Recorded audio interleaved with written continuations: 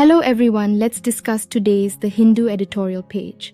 The first article is A Blow for the Rights of the Legislature in Lawmaking. In this article, the writer says that in a landmark judgment on November 10, 2023, the Chief Justice of India, CJI, D.Y. Chandrachud, gave a creative interpretation to Article 200 of the Constitution of India, which relates to the options before a governor when a bill is presented to him for his assent. The new interpretation relates to the real meaning of the first proviso to Article 200, which states that the governor may send the bill back to the Assembly with a request for reconsideration of the bill as a whole, or certain provisions thereof.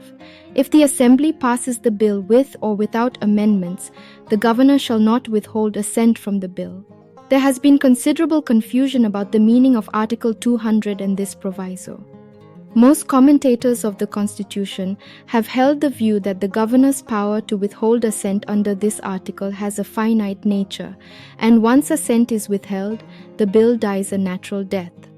However, the CJI, by linking the withholding of assent with the sending of the bill back to the Assembly for reconsideration, virtually knocked out the option of withholding assent.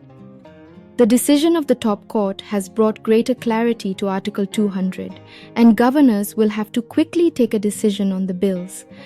The Constitution of India does not explicitly state the types of bills that can be reserved for the President's consideration. However, it does mention one type of bill that is mandatorily reserved for the President's consideration: those that derogate from the powers of the High Court and endanger the constitutionally designed position of that court. The Constitution requires the governor to send all such bills for the President's consideration, as consideration by the President means consideration by the Union government. The Constitution does not refer to any category of bills, apart from those mentioned above, which can be sent to the President for his assent. This means that a governor can use their discretion to send any bill to the President. However, this is against the Constitution. In the case of Kerala Governor Arif Mohammed Khan, he did not act on 8 bills that had been with him for over 2 years. When the Supreme Court took up the Kerala government's petition challenging his inaction, Khan gave his assent to 1 bill and sent the 7 bills to the President for his consideration. The question of crucial importance in the present political context is whether a governor can reserve bills for the consideration of the President at his discretion. The Constitution makes only an indirect reference to the reserving of bills for the consideration of the President in 2 places.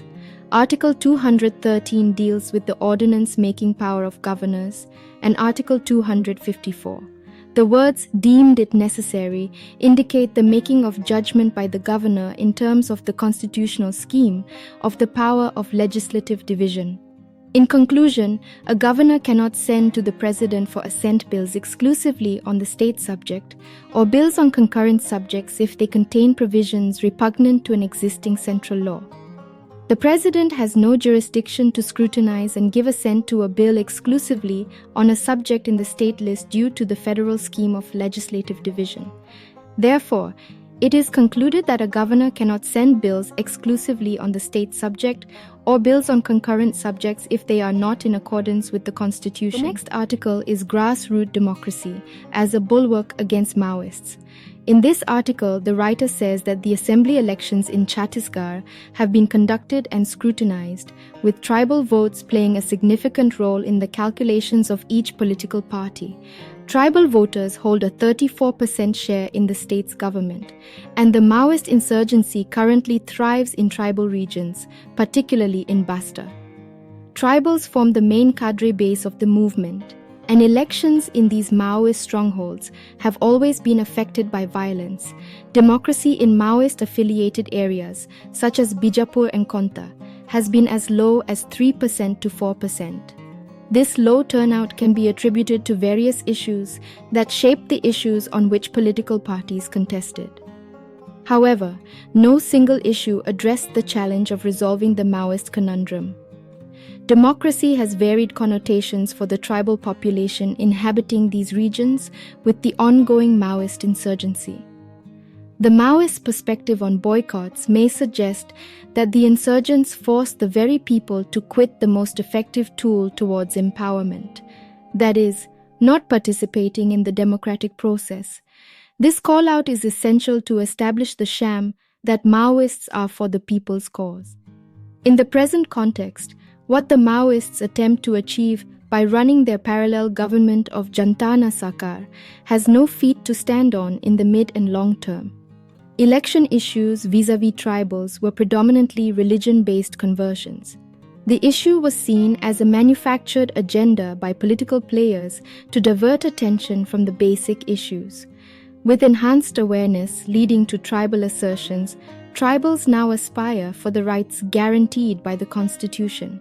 This awareness and assertions have manifested themselves in the popular Patalgadi movement by tribals in Jharkhand, wherein tribals assert their rights, often by expressing resistance.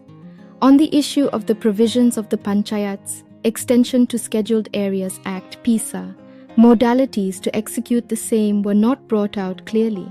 Despite the PISA Act being passed in 1996, not one of the state governments has implemented it in a clear manner. The next article is legislative decline. Denial of legislative debate furthers democratic backsliding in India.